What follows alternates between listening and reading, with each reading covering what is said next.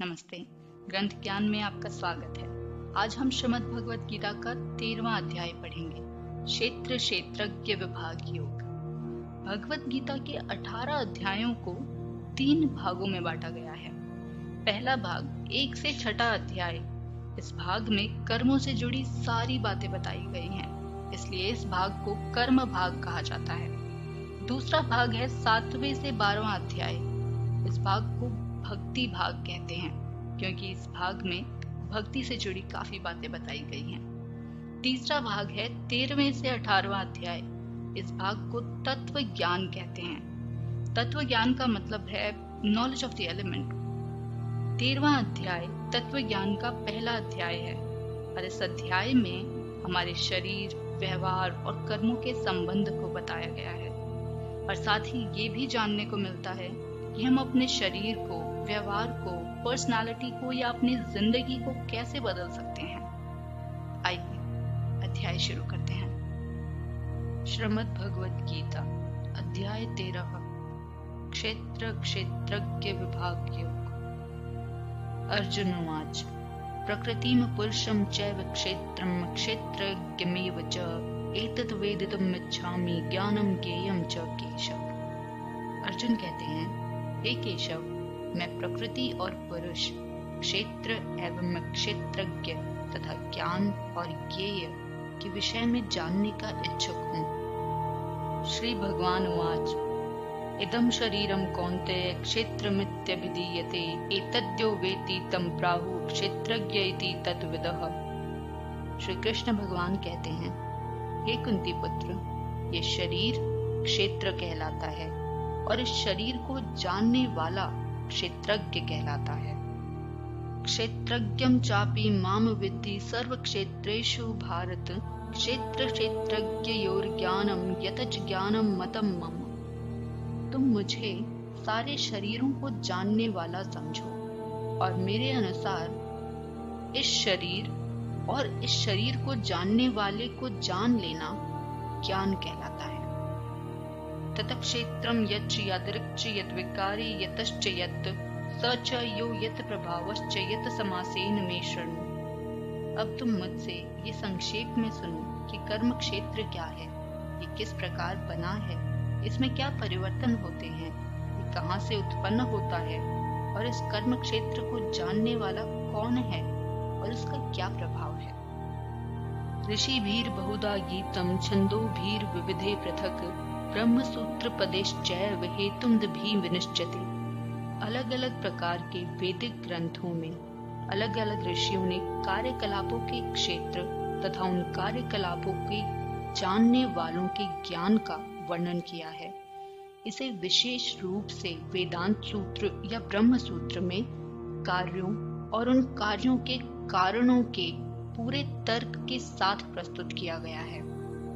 महाभूतान्य अहंकारो बुद्धिर्व्यक्तमेव च इंद्रियाणि दशेकं च पंच चैनेन्द्रिय गोचरा इच्छा द्वेष सुखम दुखम संगातश्च चेतना धृति एतत् क्षेत्रं समासेन स्वीकारम उदाहृतम्। 5 महाभूत मतलब पृथ्वी, जल, अग्नि, वायु तथा आकाश। 5 महाभूत, अहंकार, बुद्धि, तीनों गुणों की अप्रकट अवस्था। तीनों गुण मतलब सतोगुण, रजोगुण और तमोगुण। इन तीनों गुणों का ना होना। 10 इंद्रियां तथा मन। 10 इंद्रियां मतलब 5 ज्ञानेंद्रियां और 5 कर्मेंद्रियां।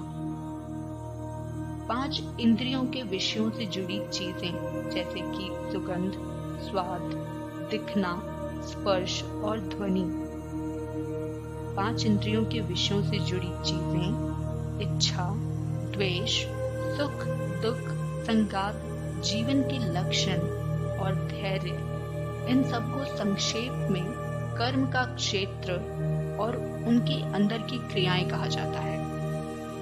अमानित्वम, अदम्भित्वम, अहिंसा, क्षान्तिरार्जवतम, आचार्य उपासनम, शौचम, स्थैर्यम, आत्मविनिग्रह, इंद्रियार्थेषु वैराग्यम, अहंकार एव च, जन्म मृत्यु जरा व्याधि दुख दोषानुदर्शनम, आसक्तिरन विश्वंगः पुत्रदार गृहादिषु नित्यं च समचितत्वम् इष्ट अनिष्ट उपपतिषु मयि चानन्य योगेन भक्तिर्व्यभिचारिणी विभक्त देश सेवित्वम् अर्ति जन संसदि अध्यात्म ज्ञान नित्यत्वं तत्व ज्ञानार्थ दर्शनम् एतच् ज्ञानमिति प्रोक्तं ज्ञानं यदतो अन्यथा।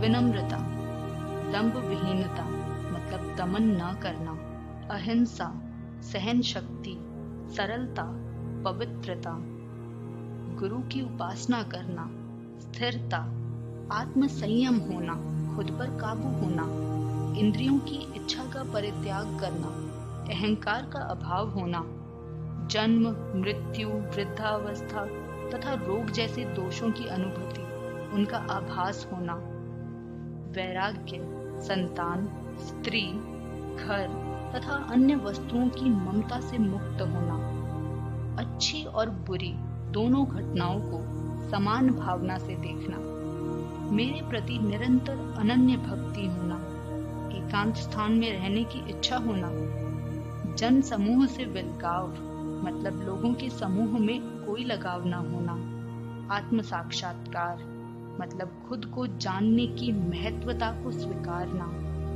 और परम सत्य की खोज, इन सब को मैं ज्ञान घोषित करता हूँ और इनके अलावा जो भी है वो सब अज्ञान है।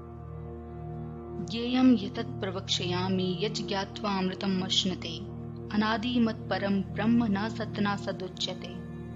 अब मैं तुम्हें जानने वाले के बारे में बताऊंगा जिसे सुनकर तुम इस अमृत का स्वाद ले सकोगे। ये ब्रह्मा या आत्मा जिसकी कोई शुरुआत नहीं है और जो मेरे अधीन है, वो इस भौतिक जगत में कार्य या उन कार्यों के प्रभावों से अलग है। सर्वतः पाणिपादं तत् सर्वतो अक्षि शिरोमुखम सर्वतः श्रुति मल्लोके सर्वमावृत्य तिष्ठति। उनके हाथ, पांव, आंखें, सिर, मुंह तथा कान हर जगह हैं। इस प्रकार परमात्मा सभी वस्तुओं में व्याप्त होकर भी किसी एक जगह नहीं है। सर्वे इंद्रिय गुणाभासम सर्वे इंद्रिय विवर्जितम आसक्तम सर्वभ्रश्चैव निर्गुणम गुण भोक्त्रम च। परमात्मा सारी इंद्रियों के मूल स्रोत हैं, फिर भी वो इंद्रियों से रहित हैं, उनकी कोई इंद्रियां नहीं हैं। वे सारे जीवों के पालन करता है, फिर भी उन्हें किसी से लगाव नहीं है। परमात्मा प्रकृति के भौतिक गुणों के स्वामी हैं, पर वे खुद प्रकृति के गुणों से परे हैं। बहिरंतश्च भूतानां चरम चरमेव च सूक्ष्म तत्व विज्ञेयं दूरस्थं चान्तिके च तत्। परम सत्य जड़ पदार्थों और सारे जीवों के बाहर और भीतर स्थित हैं। सूक्ष्म छोटे होने के कारण वे भौतिक इंद्रियों से ना तो जाने जा सकते हैं और ना ही देखे जा सकते हैं। वे अत्यंत दूर रहते हैं, लेकिन फिर भी वो हम सब के निकट हैं। अविभक्तं च भूतेषु विभक्तमिव च स्थितं भूतभृत् च तज् ज्ञेयं ग्रसीष्णु प्रभु विष्णु च। परमात्मा हर जीव के बीच में बटे हुए प्रतीत होते हैं, लेकिन वो कभी भी बट नहीं सकते, वो एक ही रूप में स्थित हैं। परमात्मा प्रत्येक जीव के पालन करता है, लेकिन ये समझना चाहिए कि वो सबका संहार भी करते हैं और सबको जन्म भी देते हैं। ज्योतिषामपि तज्ज्योतिस्तमसः परमुच्यते ज्ञानं ज्ञेयं ज्ञानगम्यं हृदि सर्वसः विष्ठितम्। वे सारी प्रकाशमान वस्तुओं के प्रकाश स्रोत हैं। वे भौतिक अंधकार से परे हैं और अगोचर हैं, हमेशा रहने वाले हैं। वे ज्ञान हैं, ज्ञान को जानने वाले हैं और ज्ञान के लक्ष्य भी हैं। वे सबके हृदय में स्थित हैं। इति क्षेत्रं तथा ज्ञानं ज्ञेयं चोक्तं समासतः मद्भक्त एतद्विज्ञाय मद्भाव्ययो उपपद्यते। इस प्रकार मैंने कर्म क्षेत्र मतलब शरीर, ज्ञान और ज्ञान को जानने वाले का संक्षेप में वर्णन किया है। इसे केवल मेरे भक्त ही पूरी तरह से समझ सकते हैं और इस तरह वो मेरे स्वभाव को प्राप्त होते हैं। प्रकृतिं पुरुषं चैव विद्यनादि उभावपि विकारानश्च गुणानश्चैव विधि प्रकृति संभवान। प्रकृति और जीवों की कोई शुरुआत नहीं है, उन्हें आदि रहित अनादि ही समझना चाहिए। उनके विकार और उनके गुण दोनों ही प्रकृति से ही उत्पन्न होते हैं। कार्य कारण कृतृत्वे हेतु प्रकृति रुच्यते, पुरुषः सुख दुखानाम भोक्तृत्वे हेतु रुच्यते। प्रकृति सारे भौतिक कार्यों और उनके परिणामों के लिए कारण कही जाती है, और जीव इस संसार में अलग अलग प्रकार के सुख और दुखों के भोग का कारण कहा जाता है। पुरुषः प्रकृति सतो ही भुंक्ते प्रकृति जान गुणान, कारणम गुण संज्ञोस्य सदसज्ञोनि जन्मसु। इस प्रकार जीव प्रकृति के तीनों गुणों सतोगुण, रजोगुण और तमोगुण, इन तीनों गुणों का भोग करता हुआ प्रकृति में ही जीवन बिताता है। ऐसा उस प्रकृति के साथ जीव की संगति के कारण होता है। इस तरह जीव को अच्छा और बुरा दोनों योनियों में जन्म मिलता रहता है। उपद्रष्टा नुमंता च भर्ता भोक्ता महेश्वरः, परमात्मेति चाप्युक्तो देहे अस्मिन् पुरुषः परः। तो भी इस शरीर में एक अन्य दिव्य भोक्ता है जो ईश्वर है, परम स्वामी है और साक्षी तथा अनुमति देने वाले के रूप में विद्यमान रहता है, जो परमात्मा कहलाता है। य एवं वेत्ति पुरुषं प्रकृतिम च गुणैः सह सर्वथा वर्तमानोऽपि न स भूयोऽपि जायते। जो व्यक्ति प्रकृति, जीव तथा प्रकृति के गुणों की अंतः क्रिया, अंदर की क्रिया से संबंधित विचारधारा को समझ लेता है, उसे मुक्ति की प्राप्ति सुनिश्चित है। उसकी वर्तमान स्थिति चाहे जैसी हो, पर वो यहाँ पर पुनः जन्म नहीं लेता। ध्यानेन आत्मनि पश्यन्ति केचिद् आत्मानम् आत्मनः, अन्य सांख्येन योगेन कर्म योगेन चापरे। कुछ लोग परमात्मा को ध्यान के द्वारा अपने भीतर देखते हैं, तो दूसरे लोग ज्ञान अर्जित करके परमात्मा को अपने भीतर देखते हैं। और कुछ ऐसे भी हैं जो निष्काम कर्म योग, बिना फल की इच्छा किए, बिना फल से लगाव हुए कर्म करते करते भगवान को अपने भीतर देखते हैं। अन्ये त्वेवं जानन्त श्रुत्वान् येभ्य उपास्यते तेपि चाति तरन्त्येव मृत्यु श्रुति परायणः। ऐसे भी लोग हैं जो शायद आध्यात्मिक ज्ञान से अवगत नहीं होते, वो आध्यात्मिक ज्ञान के बारे में कुछ नहीं जानते, पर दूसरों से परम पुरुष के बारे में सुन सुनकर उनकी पूजा करने लगते हैं। ये लोग भी सुनने की इच्छा होने के कारण जन्म तथा मृत्यु के पथ को पार कर जाते हैं। यावत् संजायते किंचित सत्वं स्थावर जड़मं, क्षेत्र क्षेत्रज्ञ संयोगात् तत् विद्धि भरत ऋषभ। हे भरतवंशियों में श्रेष्ठ, ये जान लो कि चर तथा अचर, जो कुछ चल सकता है या जो कुछ जड़ पदार्थ है, जीवित या निर्जीव, जो भी तुम्हें अस्तित्व में दिख रहा है, वो सब कर्म क्षेत्र तथा क्षेत्र को जानने वाले का संयोग है। समम सर्वेषु भूतेषु तिष्ठन्तं परमेश्वरं, विनश्यत्स्व विनश्यन्तं य पश्यति स पश्यति। जो परमात्मा को सब शरीरों में आत्मा के साथ देखता है और जो ये समझता है कि इस नाश होने वाले शरीर के अंदर न तो आत्मा और न ही परमात्मा कभी भी नष्ट होता है, वही वास्तव में चीजों को असलियत रूप में देखता है। समं पश्यन् हि सर्वत्र संवस्थितम् ईश्वरं, न हिंसति आत्मना आत्मानं तत् याति पराम गतिम्। जो व्यक्ति परमात्मा को हर जगह और हर जीव में समान रूप से वर्तमान में देखता है, वो अपने मन के द्वारा अपने आप को भ्रष्ट नहीं करता। इस प्रकार वो दिव्य गंतव्य, दिव्य लक्ष्य को प्राप्त होता है। प्रकृत्यैव च कर्माणि कर्माणि सर्वशः, य पश्यति तथात्मानं कर्तारं स पश्यति। जो ये देखता है कि सारे कार्य शरीर द्वारा किए जाते हैं, जिसकी उत्पत्ति प्रकृति से हुई है, और जो देखता है कि आत्मा कुछ भी नहीं करता, वही सच्चाई में सच देख पाता है। यदा भूत पृथक भावम एकस्थम अनुपश्यति ततैव च विस्तारम ब्रह्म संपद्यते तदा।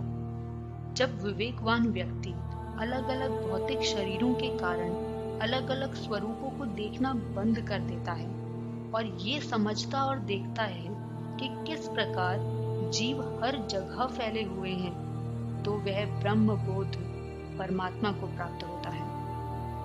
अनादित्वात् निर्गुणत्वात् परम आत्मा यं वयम् शरीर स्थतो कौन्तेय न करोति न लिप्यते। कभी न नष्ट होने वाली आत्मा दिव्य है, शाश्वत है और गुणों से परे है। हे अर्जुन, भौतिक शरीर के साथ संपर्क होते हुए भी आत्मा न तो कुछ करती है और न ही लिप्त होती है। यथा सर्वगतम सौक्ष्मयादाकाशम नोपलिप्यते सर्वत्रावस्थितो देहे तथात्मा नोपलिप्यते। जिस प्रकार से आकाश सर्वव्यापी है, हर जगह है, किंतु अपनी सूक्ष्म प्रकृति के कारण, अपनी छोटी सी प्रकृति के कारण किसी भी वस्तु से लिप्त नहीं होता, किसी भी वस्तु से लगा हुआ नहीं होता, उसी तरह भगवान में स्थित आत्मा शरीर में स्थित रहते हुए भी शरीर से लिप्त नहीं होती। यथा प्रकाशयत्येक कृतसनम लोकमिमं रवि क्षेत्रम क्षेत्री तथा कृतसनम प्रकाशयति भारत। हे भरतपुत्र, जिस प्रकार सूर्य अकेले सारे ब्रह्मांड को प्रकाशित करता है, उसी प्रकार शरीर के भीतर स्थित एक आत्मा सारे शरीर को चेतना से प्रकाशित करता है, सारे शरीर को चेतना प्रदान करता है। क्षेत्र क्षेत्रज्ञयोरेव मंतरम ज्ञान चक्षुषा भूत प्रकृति मोक्षम च ये विदुर यान्ति ते परम। जो लोग ज्ञान के नेत्रों से शरीर और शरीर को जानने वाले के अंतर को देखते हैं और भव बंधन से मुक्ति की विधि को भी जानते हैं, उन्हें परम लक्ष्य पर ब्रह्मा की प्राप्ति होती है। 13वां अध्याय समाप्त हुआ। उम्मीद है कि इस अध्याय में बताई गई बातों से आपकी जिंदगी में कुछ अच्छा बदलाव आएगा। ख्याल रखिए अपना और आज्ञा दीजिए मुझे। हम फिर मिलेंगे भगवत गीता के 4वें अध्याय में। जाने अनजाने में मुझसे कोई गलती हुई है तो माफ कर दीजिएगा। अच्छा देखिए, अच्छा बोलिए, अच्छा सुनिए, अच्छा ही होगा। राधे राधे।